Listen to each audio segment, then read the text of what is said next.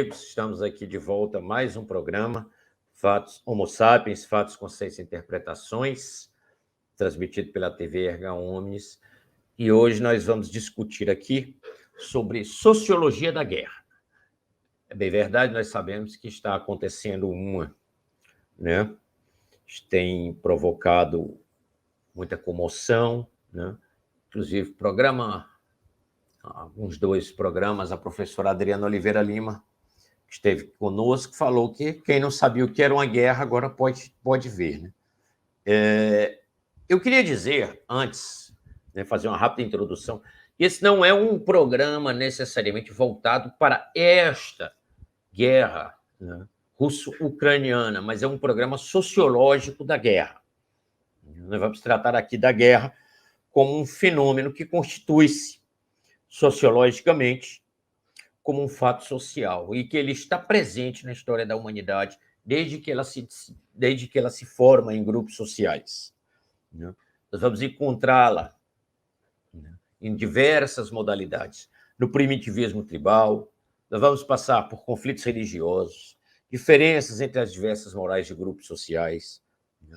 Nós vamos tentar dizer aqui, interpretar em algumas possibilidades, né, os conceitos de guerra e imperialismo, né, confrontos de civilizações, distinções, divisões de mundo, né, fenômenos econômicos, né, de dominação social, exploração de riquezas, né. E eu gostaria de iniciar aqui essa reflexão, né, num contraponto, né, entre Rousseau, Hobbes e Santo Agostinho. Rousseau parte da premissa, né, que o indivíduo nasce bom por natureza e a sociedade, o ambiente o corrompe. E Hobbes vai dizer que o lobo é o homem do homem, né? O homem é naturalmente corrompido. E Santo Agostinho tem uma busca, um equilíbrio disso, mas Santo Agostinho mesmo tem um tratado que eu recomendo, muito bom de se ler, sobre a questão da guerra e da possibilidade de se haver uma guerra justa. Né? Até que ponto seria legítimo bater-se numa guerra, num conflito bélico, armado? Né? Até que ponto as pessoas deveriam resistir a uma agressão? Né? Se existiria uma guerra justa? Né? E ele chega à conclusão que existe.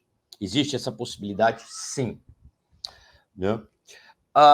Primeiro ponto que a gente pode analisar na antiguidade sobre ética da guerra, né, que nós vamos tratar aqui também, na ética e no direito, que nós temos no segundo bloco, nós vamos ter o nosso convidado, o professor Marcelo Henrique, presidente do Observatório Brasileiro de Direitos, que vai nos ajudar a entender o direito na guerra, né, porque surge, né, essa preocupação de regular as ações da guerra, até porque isso é uma questão da ordem da lógica, né?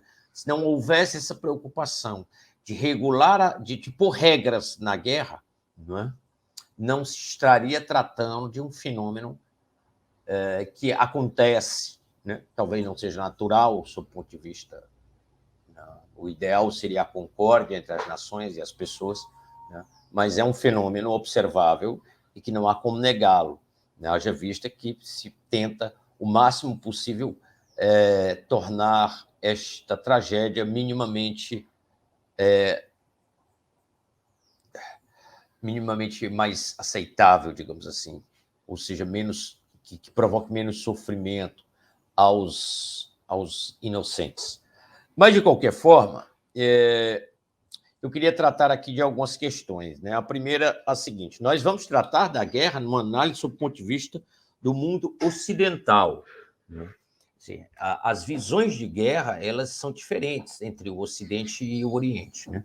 Para quem quiser se aprofundar no assunto, eu recomendo um livro muito bom de um sociólogo francês, François Julian, A Arte da Guerra, explicada para o Ocidente, mas não a arte da guerra só do Sun Tzu, mas uma coisa mais abrangente sobre a filosofia de guerra na visão do mundo oriental.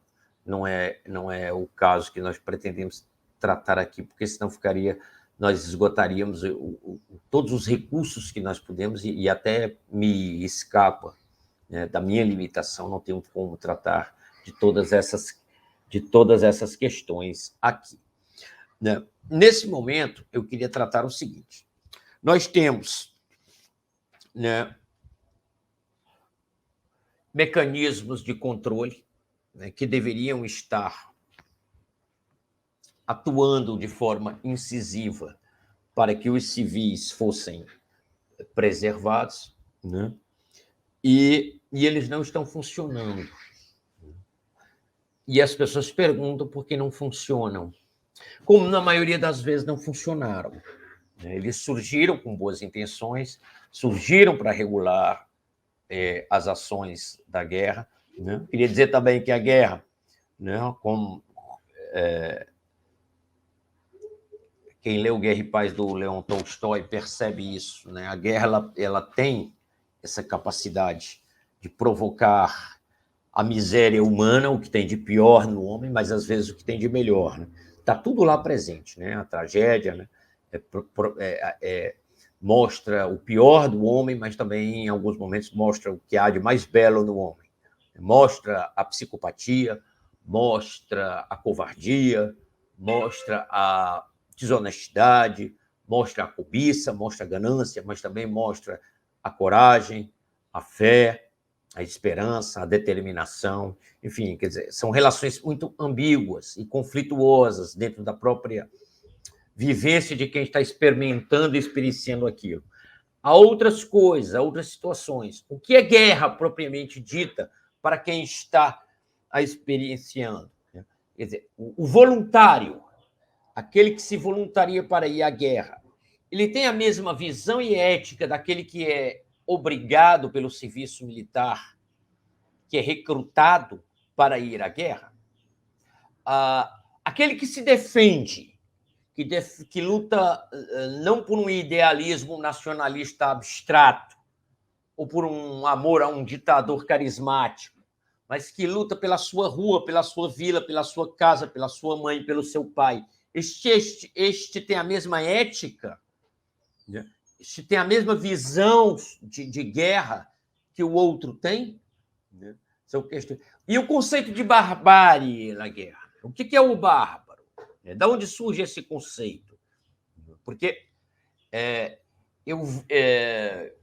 durante algum tempo eu detenho um grande poderio militar, eu vou lá, escravizo aquelas tribos, oprimo, depois, quando a minha civilização se autoimplode, decai, eles vêm, e aí eu os chamo de bárbaros.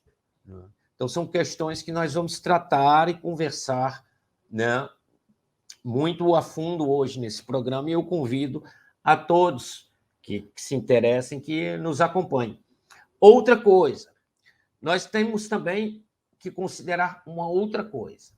Por mais que nós tentemos criar mecanismos de controle, por mais que nós idealizamos uma paz universal, uma fraternidade, nós não podemos esquecer nunca, mesmo dentro da sociologia, que prega o poder do grupo em relação ao indivíduo, nós não podemos esquecer nunca o imponderável das ações individuais humanas. Se você imaginar, fizer um esforço, se quiser acreditar que teria havido Segunda Guerra Mundial, tirando o Hitler, o Churchill, o Stalin e o Mussolini desse cenário, né? Imaginar que aquilo teria dado como se deu, né? Eu acredito que você verá que não. Né? Eu sei que história, isso que eu estou dizendo é fazer história contrafactual, mas é complicado, né? Pensar na história como se ela não pudesse ter acontecido diferente, mas eu acho que sem esses elementos, não. E nós vemos isso nítido nesta guerra. Né? Existem índices de maneira muito clara, de maneira muito patente, você vê a personalização. Né? Tem outros conceitos. Né? Theodor Adorno já definiu esse conceito, né, de personalidade autoritária. Tem gente que não se resigna a uma condição de estar apenas no mundo, precisa de algo mais. Né? também quero fazer uma distinção muito importante para que nós possamos conversar sobre os direitos dos povos e as garantias legítimas da guerra, sua legitimidade ou não, com o doutor Marcelo. E isso eu vou fazer aqui agora. Eu quero fazer uma distinção bem clara dentro da sociologia. Não sou o dono da verdade, é uma contribuição apenas, é um pensamento, é um esboço de possibilidade, mas eu acredito que gere muita confusão nas pessoas. Né? E eu vou fazer essa distinção entre patriotismo e nacionalismo. O patriotismo, ele necessariamente não está associado à xenofobia, ao racismo, à intolerância multicultural. O patriota, ele pode ser cosmopolita, sofisticado culturalmente, apreciar o que existe de bom nos outros povos, nas outras culturas, nas outras civilizações, nos outros países. Ele pode viajar, ele pode conviver com a diversidade, né? E ele pode aprender a dialogar saudavelmente com todas essas situações. No nacionalismo, isso é mais complicado. Grosso modo, o nacionalismo ele traz, na maioria dos casos, uma ideia de supremacia de sua própria condição enquanto povo e nação com relação aos outros povos e às outras nações, que torna inviável qualquer possibilidade de convivência pacífica. Né? Isso porque é uma imposição, né? Uma imposição cultural, moral, filosófica, identitária, étnica, né? de crença de superioridade, né? Reforçada, na maioria das vezes, por demagogos, né? que se alimentam da grandiosidade da pátria, né? E confundem os conceitos entre patriotismo e nacionalismo. Nós teremos a oportunidade de apresentar todos esses aspectos, né?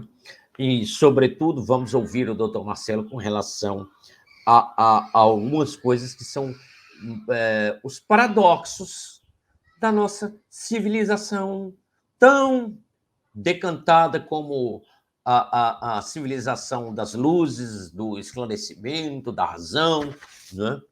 Que nos gerou a era tecnológica, que nos deu uma capacidade de matar muito mais avançada, muito mais potencial de destruir do que outras civilizações que eram consideradas obscurantistas, atrasadas, né, imersas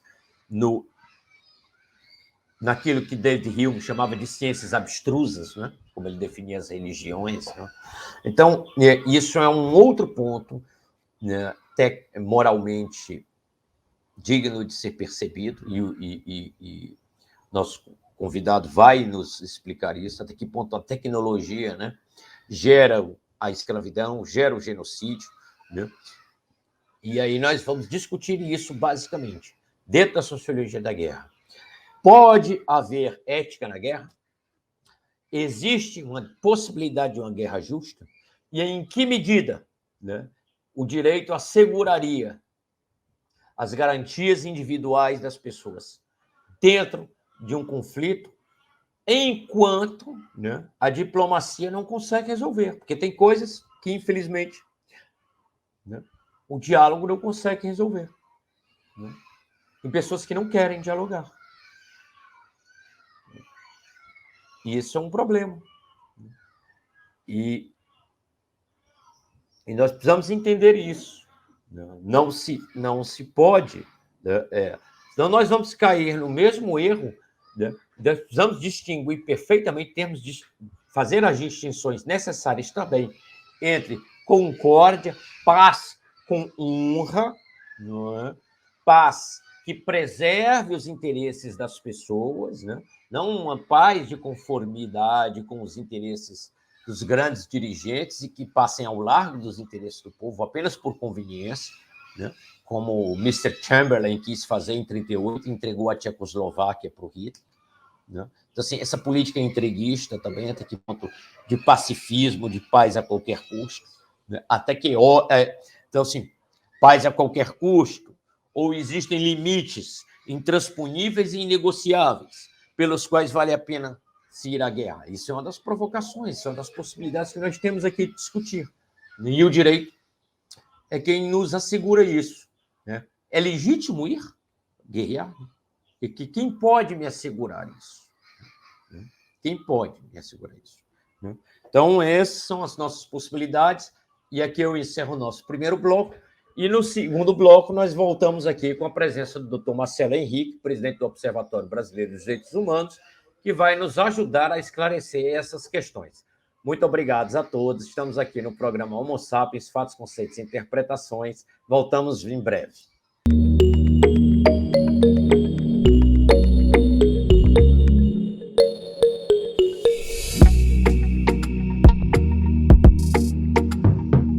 Bem, estamos de volta no nosso segundo bloco e vamos aqui fazer algumas ponderações que eu considero legítimas aqui e que vamos deixar com o Dr. Marcelo Henrique.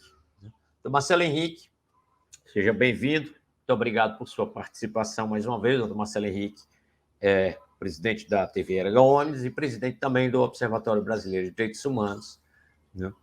E é jurista, é operador de direito, né? E eu queria que ele conversasse um pouco conosco sobre algumas questões.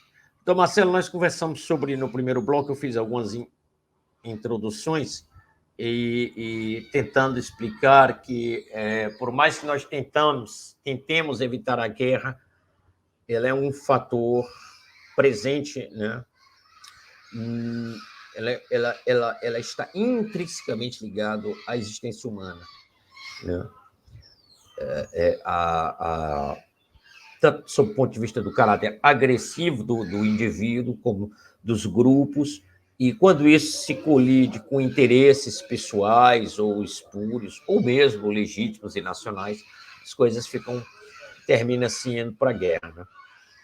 E eu pergunto, doutor Marcelo, essa questão da regulação da guerra, né? Foi se percebendo, obviamente, algumas injustiças que se foram cometendo e se foram tentando aprimorá-las, né? Quando surgiu, né, o senhor falou, eu queria que o senhor falasse Cruz Vermelha, Convenção Internacional de Genebra, né? Isso é uma possibilidade de humanizar a guerra, né? Tirar a guerra da barbárie e tentar humanizá-la. Esse é um ponto, né? Outro ponto, doutor Marcelo. Eu falei no primeiro bloco sobre a questão do imponderável das ações humanas, né? Nós vamos dormir, nós não sabemos o que uma pessoa que tem um poder bélico imenso desse, que tem um poder sobre a vida, de decidir a vida de milhões de pessoas, pode fazer, né? As pessoas têm essa ideia ainda, né? Eu já conversei várias vezes sobre isso, sobre essa ética de interesse que a escola de Frankfurt mete na cabeça das pessoas, que tudo é dinheiro, que vai a guerra só por dinheiro, mas vai para a guerra por muitas outras coisas, além de dinheiro, né? Até que ponto é legítimo isso? Em terceiro, doutor Marcelo, eu queria que o senhor comentasse rapidamente, se possível, nesse bloco, porque o senhor acha que, às vezes, esse confronto de civilizações, né, essas visões de mundo distintas, os fenômenos econômicos, né, a dominação social e a própria exploração mesmo de riquezas, né, o mais forte que vai lá e eu quero, eu posso, e eu vou e tomo, né, e sem consideração nenhuma pelo valor da vida humana, né? Até que ponto as regulações, quais são os mecanismos que nós temos para impedir essas pessoas, além da própria guerra em si? Professor, é uma honra muito grande estar aqui no seu programa novamente. Não sei, o áudio é o melhor, porque para atender esse nobre chamado, parei até numa região de rodovia, mas a discussão é muito importante. O Brasil precisa dessa discussão. Nós temos que entender que a guerra ela é praticamente tão antiga quanto o ser humano, ela se confunde com a história dele. E disciplinar a guerra foi o primeiro movimento jurídico positivo a se encontrar na história da humanidade. A Cruz Vermelha Internacional, que depois passou a ser Cruz Vermelha Internacional e Oriente, Crescente Oriente, até por uma questão de não fustigar os países não cristãos, ela surgiu especificamente para disciplinar o direito à guerra. E se nós analisarmos a Primeira Guerra Mundial, ela foi um evento muito sangrento, um evento muito cruel. Aquela guerra de trincheiras, aquelas movimentos, tanto é que diversas patologias psíquicas, como por exemplo o Shell-shock, foi observado nos soldados, nos lutadores daquela guerra, porque era uma guerra muitíssimo violenta. Não havia discriminação entre atacar civis e militares. Os alvos eram todos liberados. Era uma guerra do vale tudo. Então, os homens se reuniram em termos de paz, obviamente, e chegaram à conclusão de que deveria existir um direito de guerra.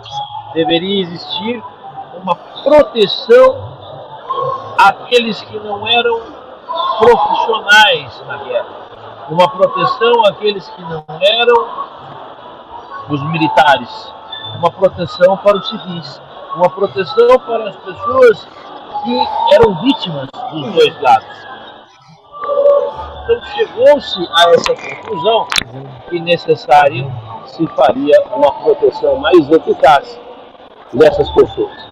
E essa proteção, professor, ela se confunde, portanto, com a origem dos direitos humanos.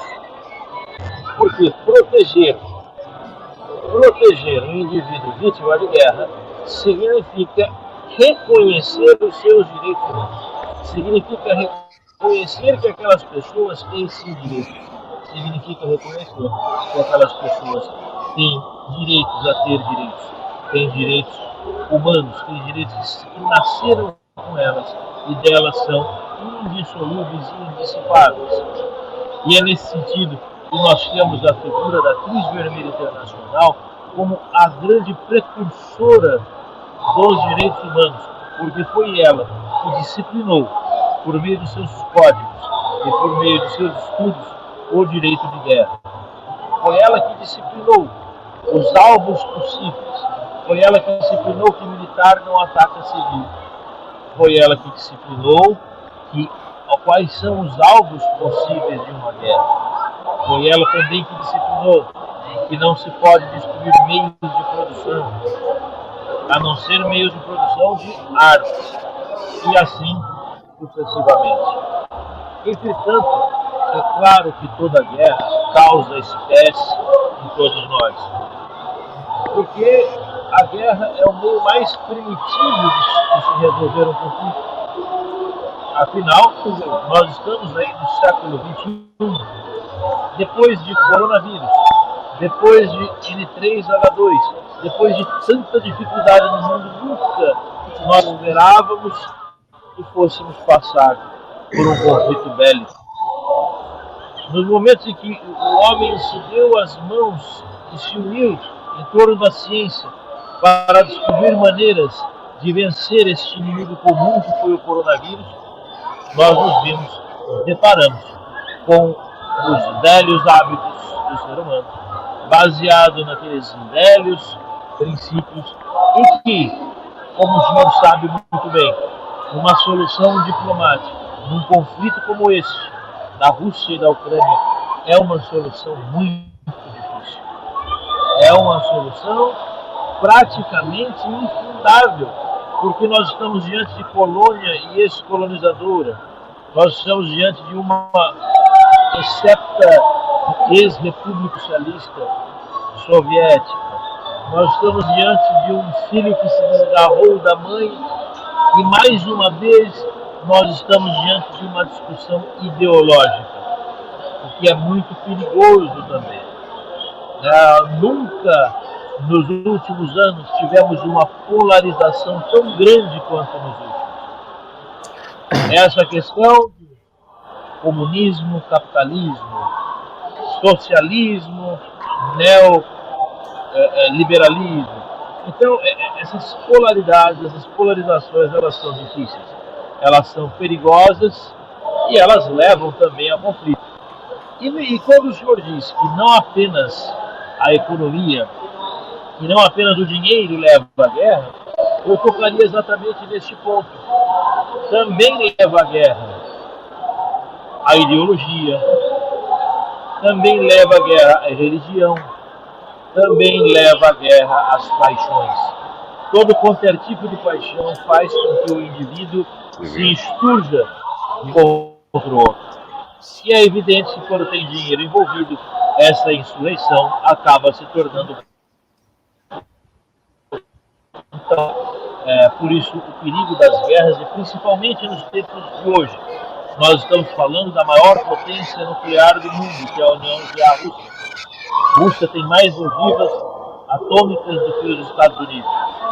Então, nós estamos aí diante de um risco muito sério de que possa acontecer algo nefasto para a humanidade, ainda pior do que a questão do coronavírus.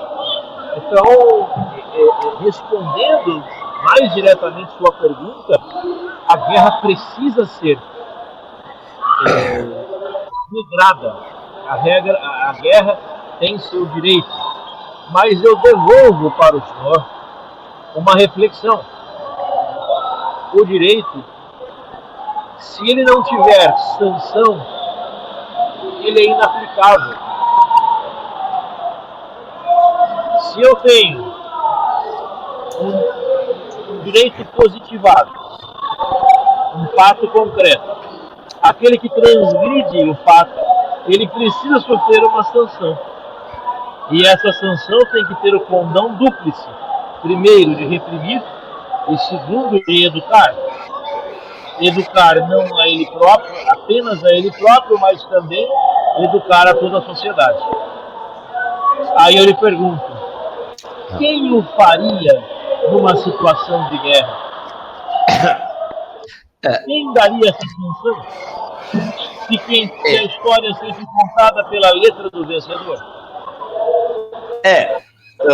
Doutor Marcelo faz menção a um trecho, talvez, da moral em Wilhelm Wundt, que fala que só um louco faria uma lei que não tivesse poder de ser aplicada, né? Então, a sanção é importante para o poder da lei, para que ela seja aplicada. A questão é que eu vejo o seguinte, doutor Marcelo, a mim me parece que as pessoas, os tribunais reguladores, os órgãos competentes de jurisdição, de dizer o que pode e o que não pode, né, não inventaram, só me parece, sociologicamente, observando, novo. O ser humano ele sempre soube distinguir o que era aberração, monstruosidade, absurdidade dentro de uma guerra e o que era lícito, ético. A questão é que é complicado de analisar em cada caso, em cada situação. Eu lhe dou um exemplo. Para tomar Berlim em 1945, a União Soviética perdeu mais de 150 mil tropas. Quem estava a defender Berlim era criança de 10 a 16 anos. E eles tiveram que matar essas crianças, esses adolescentes, para poder avançar. Bom, as pessoas olham, né? Alguns revisionistas olham e dizem: os russos mataram essas crianças, esses adolescentes. Mas quem é mais criminoso aí? Quem matou ou quem armou esses crianças, esses adolescentes? Porque me parece que depois que a bala sai do fuzil, não importa muito quem foi que atirou. se foi um menino de 8 anos, uma mocinha de 16, um soldado profissional de 19, um senhor de 70 anos. Ela vai matar. Né? E eu tenho visto também, né, uma guerra de narrativas muito grande, né, e me preocupa, né, essas narrativas em que agora o alvo de preocupação mundial virou a população civil de uma forma que nunca foi vista antes. É legítimo e é natural. Né? Mas eu acredito que o altruísmo e a generosidade sempre estiveram. Você vê, mesmo nas piores catástrofes, você vê essa generosidade humana e essa preocupação. E isso é amplamente documentado. Viktor Frankl fala que conheceu gente mais digna no campo de concentração entre os SS do que entre os povos internos. Né? É raro, mas ocorre. Né? Então, assim, às vezes, como o senhor falou, às vezes, isso é uma frase, inclusive, para falar de Rússia, é uma frase da Catarina Grande, né? Ninguém julga um vencido, ninguém julga um vencedor. Né?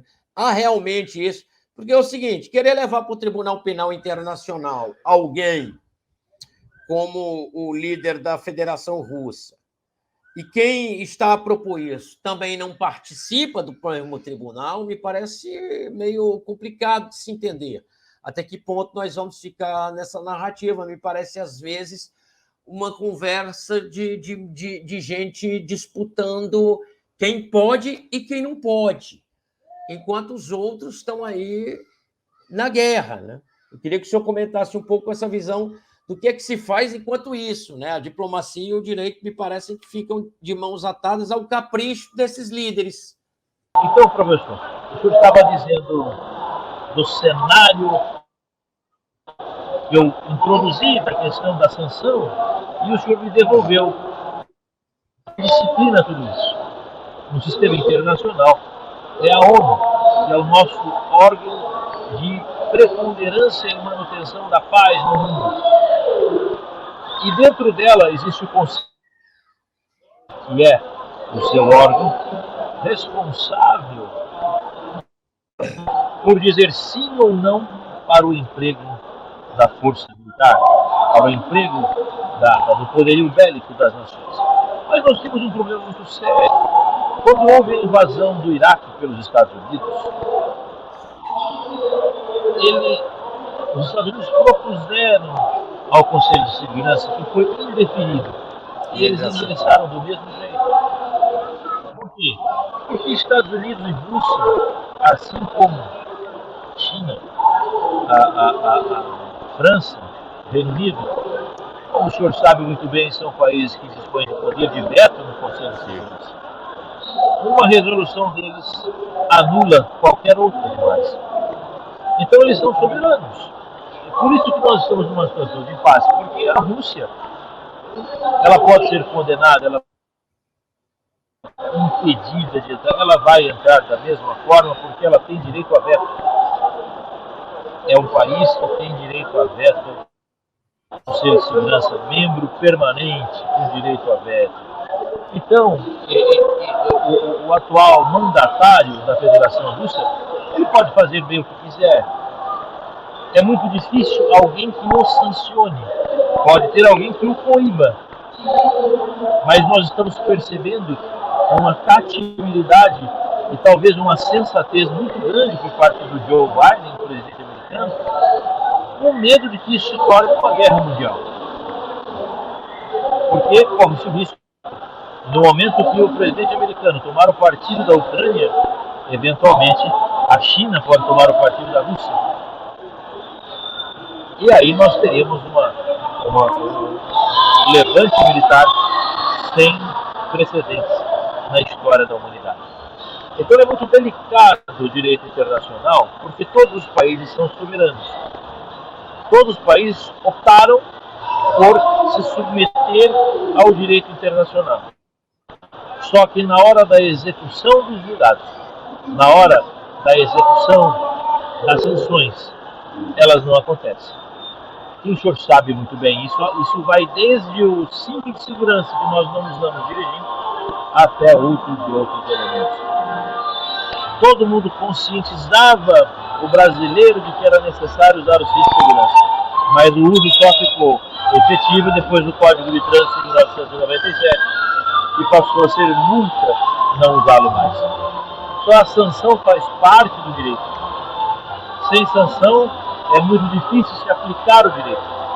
Então dessa forma fica muito difícil responsabilizar qualquer que seja das partes em uma guerra, sendo ela a vencedora ou sendo ela uma das grandes potências com direito a voto e a veto no Conselho de Segurança.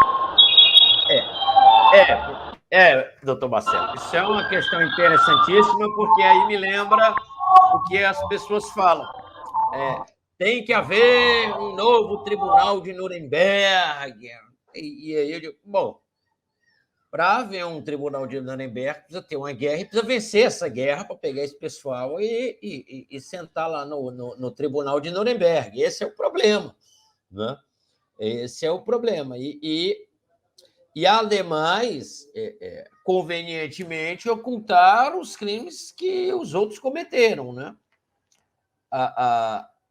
Esse também é um dos outros problemas que nós temos, doutor Marcelo, quando a gente vai olhar a guerra, porque geralmente os países eles não se comportam de uma maneira igual com todos os outros com quais eles lutam.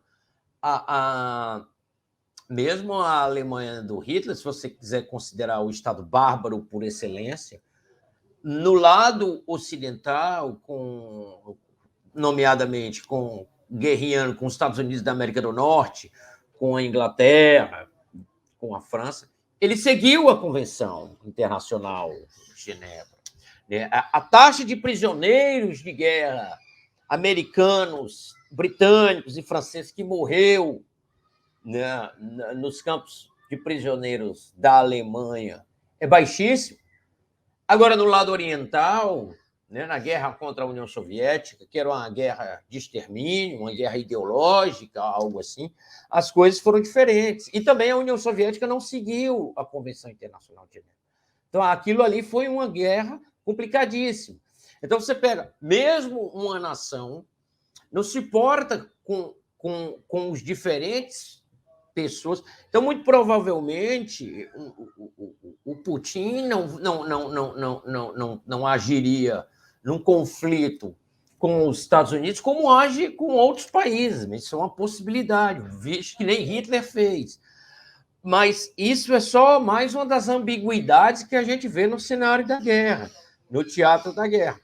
Mas aí é que eu pergunto, se for para pegar esse pessoal e julgar por eventuais crimes de guerra, quais os mecanismos de controle que eu tenho, a não ser vencê-los militarmente para depois pegá-los e levá-los à barra do tribunal? Porque entregar-se, eles não vão, né? Não, de forma nenhuma. É o que o senhor colocou. Seria, sim, necessário rendê-los e levá-los como prisioneiro. É a tal da guerra para se atingir a paz. Exatamente. Porque a guerra é uma coisa nefasta. A guerra é nefasta demais. Ela tem data para se iniciar, mas jamais para o término. Porque quando os estadistas decidem parar, as consequências são tão grandes que ela acaba ainda se irradiando por anos a fio. Haja vista, se nós analisarmos a própria Rússia, Cuba, até hoje, há sanções e nada mais se pode dizer como decorrente da Segunda Guerra Mundial, que terminou em 1945. Essa mesma impasse, Chechênia, Uzbequistão, Ucrânia, todo ele vem do desmantelamento da União Soviética. São reflexos do pós-Segunda Guerra Mundial. Então, nós podemos imaginar ainda que essa guerra da Ucrânia, ainda que, se Deus quiser, tenhamos um cessar-fogo próximo, os efeitos dela, eles vão persistir por muito tempo. E ainda tem um outro detalhe. Também que o sistema eleitoral russo, ele é um sistema bastante peculiar, a gente não sabe direito como as coisas funcionam, né, dentro da Rússia, tem uma cortina de fumaça de muitos anos lá, mas o senhor sabe que, de repente, vamos assim, vislumbrar entre um opositor ao Vladimir Putin, buscar a responsabilidade dele. E essa responsabilidade viria internamente, de dentro para fora, né, da Rússia. Então, esse panorama é muito delicado, porque geralmente, na grande maioria dos casos, quem cometeu crimes de guerra foi o vencedor. E os vencedores não são julgados, porque são vencedores. Então, isso é algo que tem que ser muito reflexivo, tem que ser discutido. E tem que, sobretudo, desmistificar a questão da distância absurda da guerra da nossa realidade, porque não é, infelizmente, a guerra é algo muito presente, é um sistema de resolução de conflitos que pese primitivo, mas bastante. Se nós formos, por exemplo, imaginar a realidade africana, aquelas guerras civis e guerras tribais, elas são... Então, o nosso objetivo é tentarmos evoluir como seres humanos, mas dentro da nossa geopolítica. Evoluirmos de maneira diplomática, mas de maneira contundente, com a geopolítica bem ladeada com as questões econômicas, porque senão, infelizmente, nós iremos ciclicamente cair em outras guerras parecidas com essa. Doutor Marcelo, o mais paradoxal disso é que acreditava-se que depois da dissolução da União Soviética e da Guerra Fria,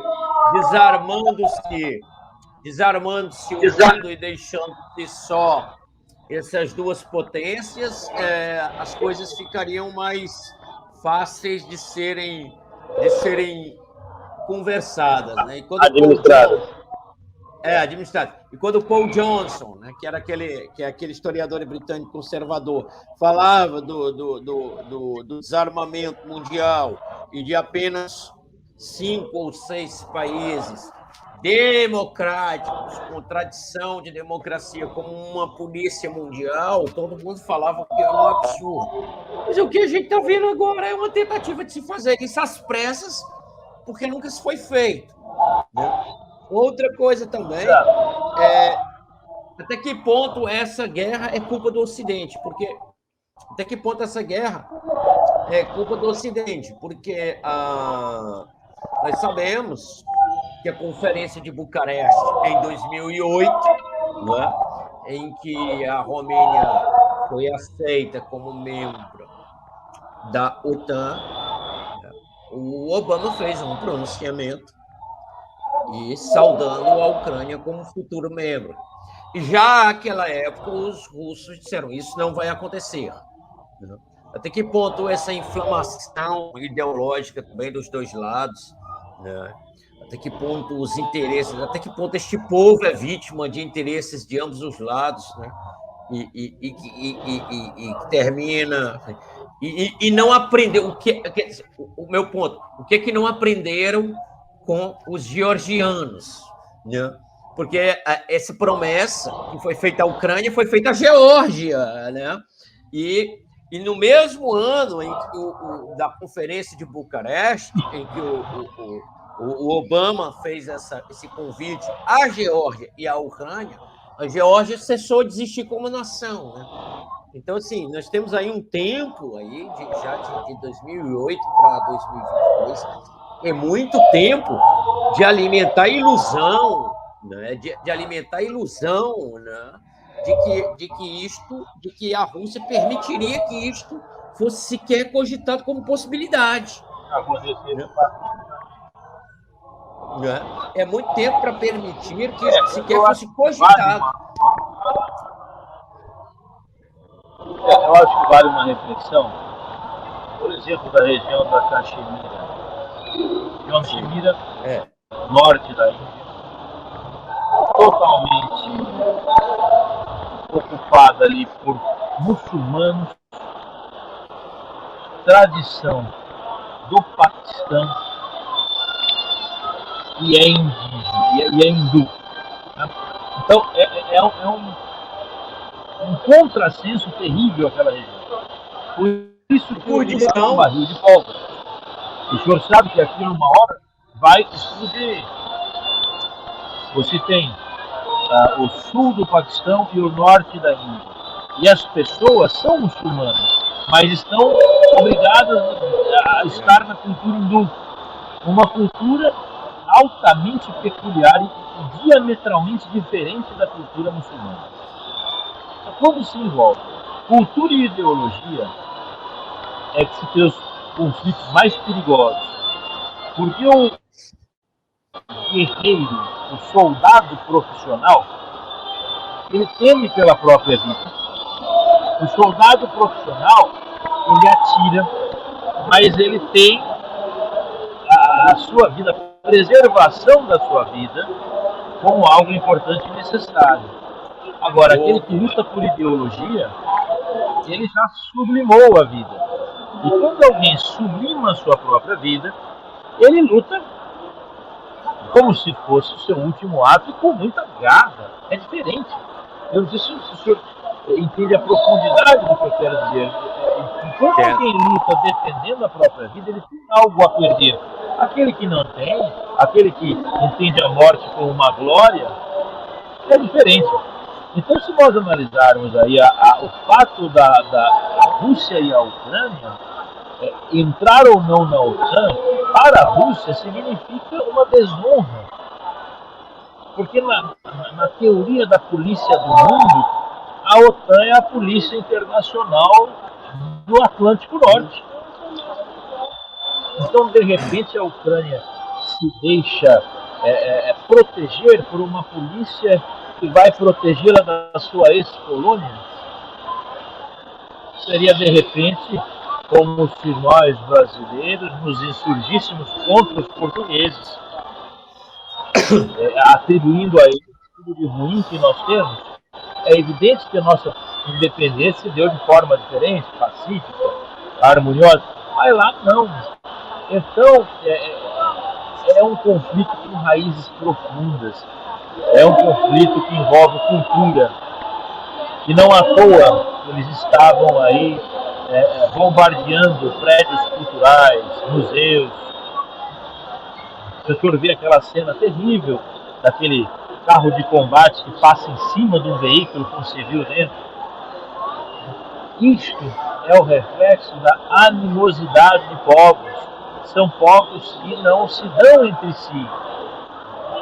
Hitler sozinho não matou tantos milhões de judeus.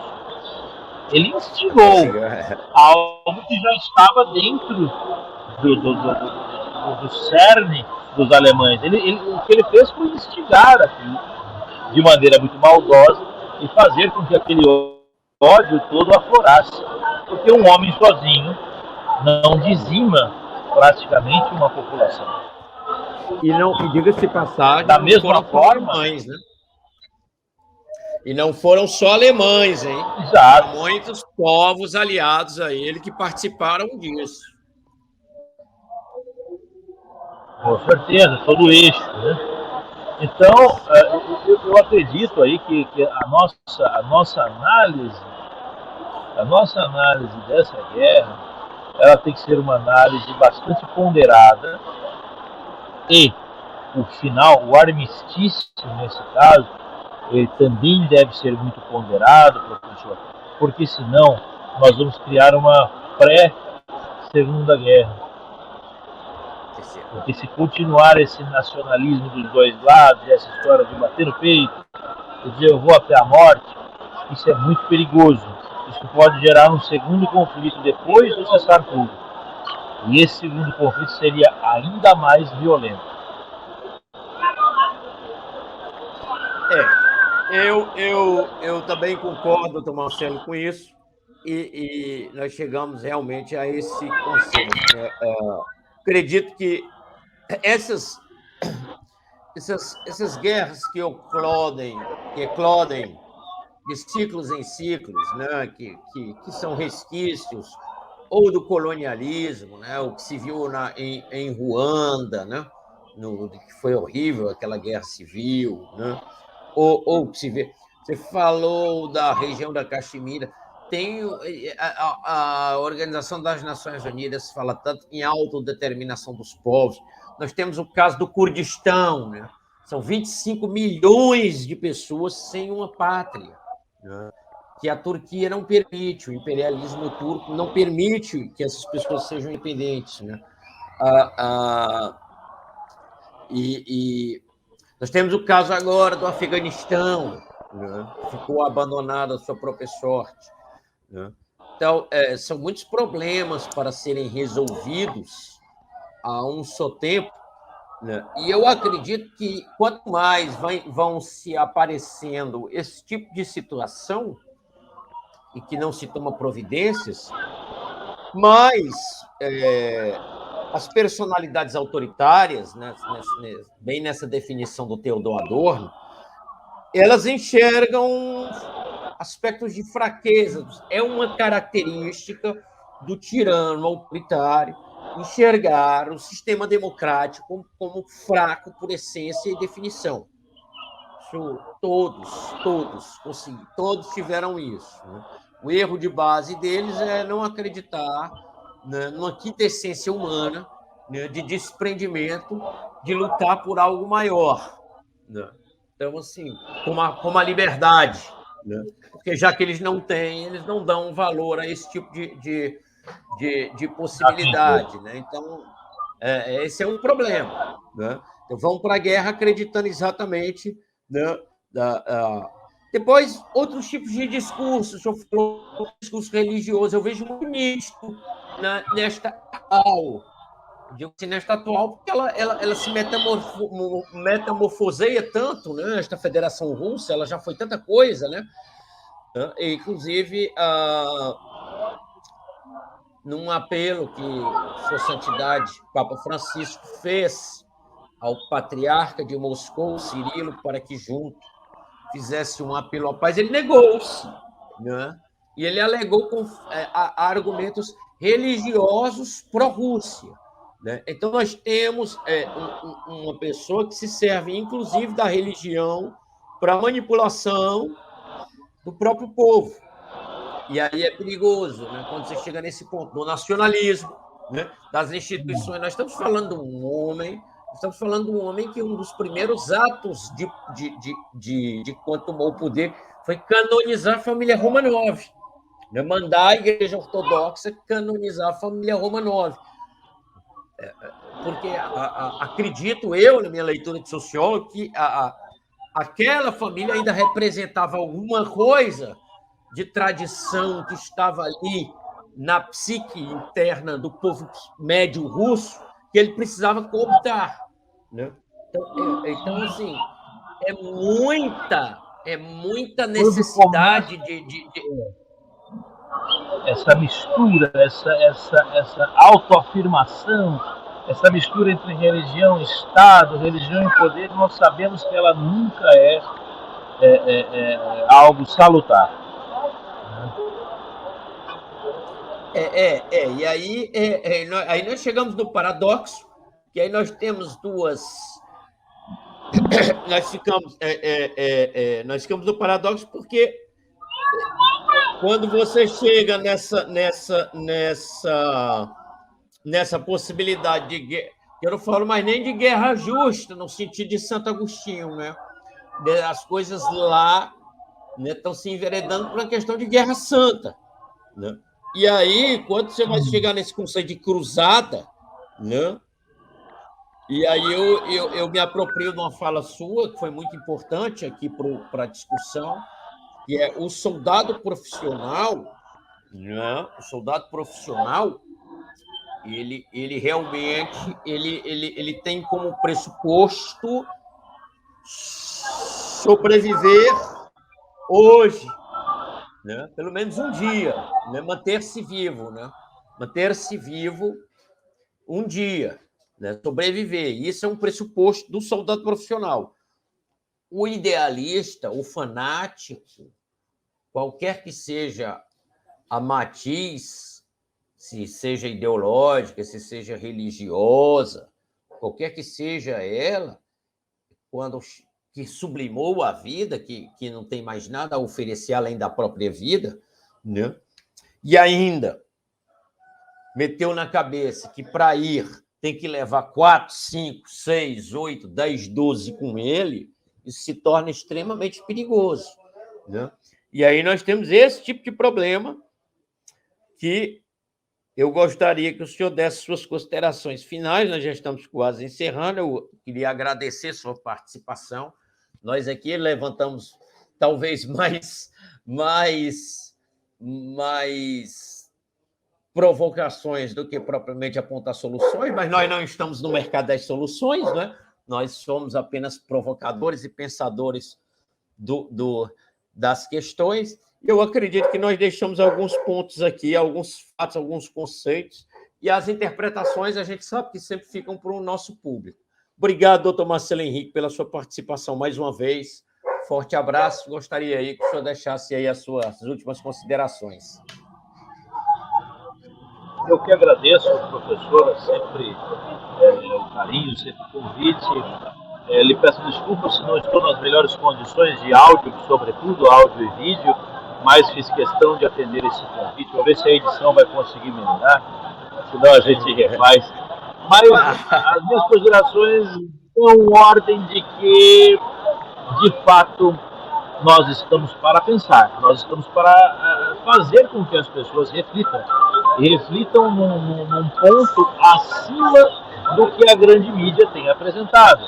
A grande mídia, afinal, tem noticiado a guerra e trazido ideias no sentido, de fato, da tristeza, ou se posicionando. Parece que a grande mídia quer nos dizer que a Ucrânia está certa e a Rússia está errada. Eu acho que tudo isso é muito perigoso.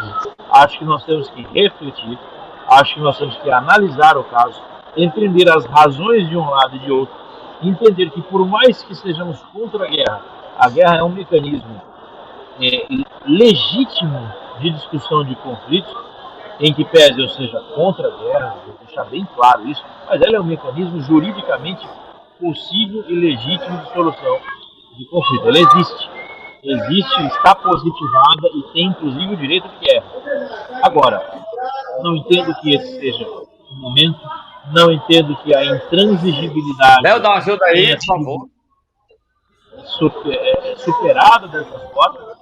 Acho que foi salutar, sobretudo, discutirmos sobre a guerra da Ucrânia e da Rússia à luz de todas as outras, não deixando assim apenas limitado ao conflito da Ucrânia e da Rússia. Falamos sobre o mundo todo, falamos sobre outros pontos, falamos sobre outras situações, o que acho que deu ao nosso telespectador uma visão mais ampla, uma visão mais aberta desse tipo de conflito, que infelizmente ainda existe, mas infelizmente também ainda é legítimo. Eu gostaria de agradecer a sua participação, doutor Marcelo, eu que agradeço. Os problemas técnicos foram de ambos os lados, eu encontrei dificuldades aqui, vamos ver como é que a gente... acontece, mas é isso que dá a vivacidade do programa. Nossos telespectadores já entendem e compreendem bem as nossas possibilidades. Eu agradeço muito sua participação, ajudou-nos a trazer luzes aos debates, às possibilidades que nós temos, né? Entender que realmente o que está em jogo são discursos, né? discursos, né? Narrativas, né? Mas por trás dela tem intencionalidades, né? Que precisam ser esclarecidas e que nós não devemos nos levar pela emoção, sobretudo porque nós vivemos num país em que nós não podemos olhar estupefactos com o fato de, numa guerra que está se passando entre dois povos, como os russos e os ucranianos, que se engalfinham há quase 1000 anos, que lá estejam 8 mil mortes. Nós não podemos esquecer nunca que nós somos um país que nós temos uma taxa de 70 mil homicídios por ano. Então, assim, me causa perplexidade, às vezes, esse distanciamento emocional, psicológico de quem que o senhor observou. Me parece que a mídia tradicional passa uma coisa para as pessoas, né, de uma realidade que parece que nunca ninguém viu, não é? Que nunca ninguém viu, né? Mas eu sei que são cenas horríveis, mas eu acredito o seguinte, acredito muito no que o senhor falou sobre a regulação, para a gente encerrar. Na regulação já esteve pior. Quem olhar Dresden, quem olhar Colônia, quem olhar Coventry, quem olhar Roterdã, quem olhar Hiroshima e Nagasaki, e olhar agora o que está acontecendo, percebe que há diferenças fundamentais, né, entre a regulação dos bombardeamentos aéreos, por exemplo, né? Mas, doutor Marcelo, muito obrigado pela sua participação mais uma vez. Né? Nos honra estar aqui com o senhor. Eu que agradeço. Mais uma vez. Esse foi o nosso programa Fatos, Homo Sapiens, Fatos, Conceitos e Interpretações, com o professor Amilcar Arruda, pela TV Erga Omnes.